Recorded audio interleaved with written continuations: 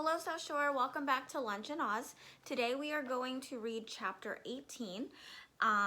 So if you remember, Dorothy was going to hitch a ride with Oz. They created a balloon and we're going to use hot air to get them back to Oz. But Toto ran after a kitten, Dorothy ran after Toto, and she missed her ride. Let's see if she can figure out a way to make it back to Oz. Away to the South, chapter 18. Dorothy wept bitterly at the passing of her hope to get home to Kansas again. But when she thought it all over, she was glad she had not gone up in a balloon. And also she felt sorry at losing Oz. And so did her companions. The Tin Woodman came to her and said, "Truly, I should be grateful if I failed to mourn for the man who gave me my lovely. I should be ungrateful if I failed to mourn for the man who gave me my lovely heart. I should like to cry a little because Oz is gone, if you will kindly wipe away my tears, so I shall not rust." "With pleasure," she answered, and brought a towel at once. When the Tin Woodman wept for several minutes, and she watched the tears carefully and wiped them away with the towel. When she had finished, he thanked her kindly, and when he had finished, he thanked her kindly and oiled himself thoroughly with his jeweled oil can to guard against mishap. The Scarecrow was now the ruler of the Emerald City, and although he was not a wizard, the people were proud of him. For, they said, there is not another city in all the world that is ruled by a stuffed man. And so far as they knew, they were quite right. The morning after the balloon had gone up with Oz, the four travelers met in the throne room and talked matters over. The Scarecrow sat in the big throne and the others stood respectfully before him. "We are not so unlucky," said the new ruler, "for this place and the Emerald City belong to us, and we can do just as we please. When I remember that a short time ago I was up on a pole in a farmer's cornfield, and that now I am the ruler of this beautiful city, I am quite satisfied with my lot." "I also," said the Tin Woodman, "am well pleased with my new heart, and really, that was the only thing I wished for in all the world. For my part, I am content in knowing I am as brave as any beast that ever lived, if not braver," said the Lion modestly. "If Dorothy could only be contented to live in the Emerald City," continued the Scarecrow, "we might all live happily together." "But I don't want to live here," cried Dorothy. "I want to go to Kansas to live with Aunt Em and Uncle Henry." "Well, then what can be done?" inquired the Woodman. The Scarecrow decided to think. And he thought so hard that the pins and needles began to stick out of his brains. Finally, he said, "Why not call the Winged Monkeys and ask them to carry you over the desert?" "I never thought of that," said Dorothy joyfully. "It's just the thing. I'll go at once and get the golden cap." When she brought it to the throne room, she spoke the magic words, and soon the band of winged monkeys flew in through the open window and stood beside her. "This is the second time you have called us," said the Monkey King, bowing before the little girl. "What do you wish?"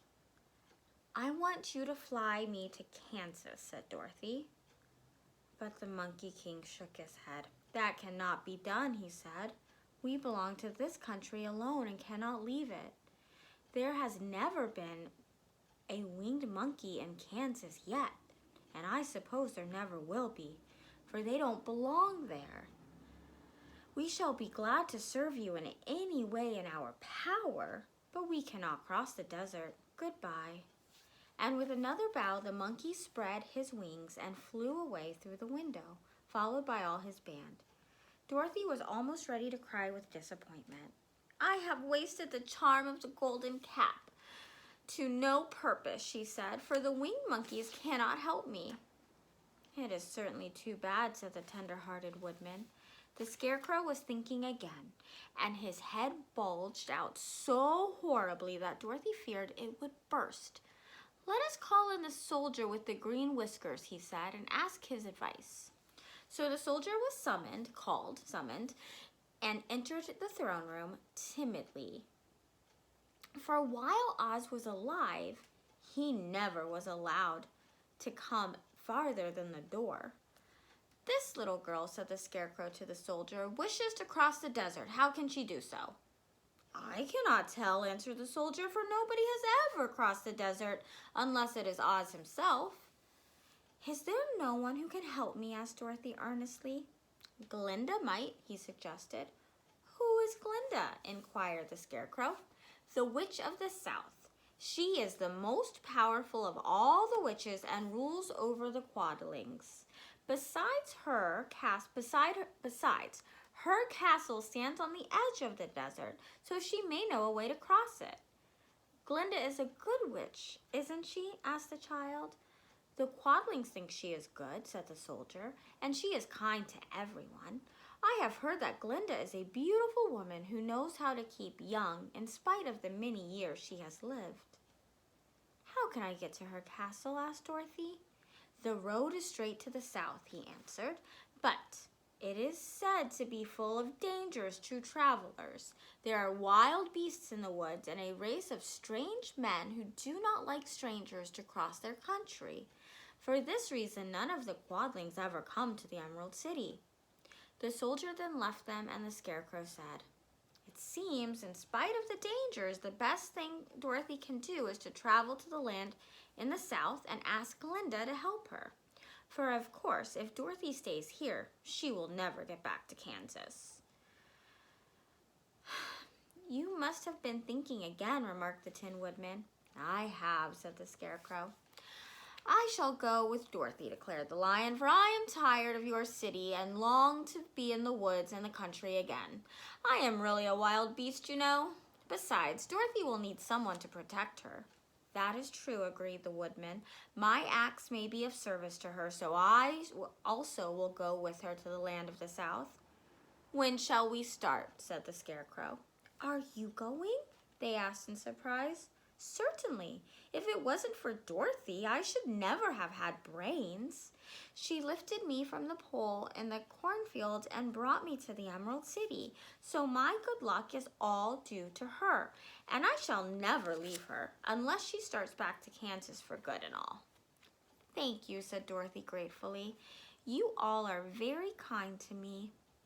But I should like to start as soon as possible. We shall go tomorrow morning, returned the Scarecrow. So now let us all get ready, for it will be a long journey. And tomorrow, third graders will learn about their next dangerous adventure. Thanks for joining me for another chapter of The Wizard of Oz. Come back on, not tomorrow, but on Monday. Take care and talk soon.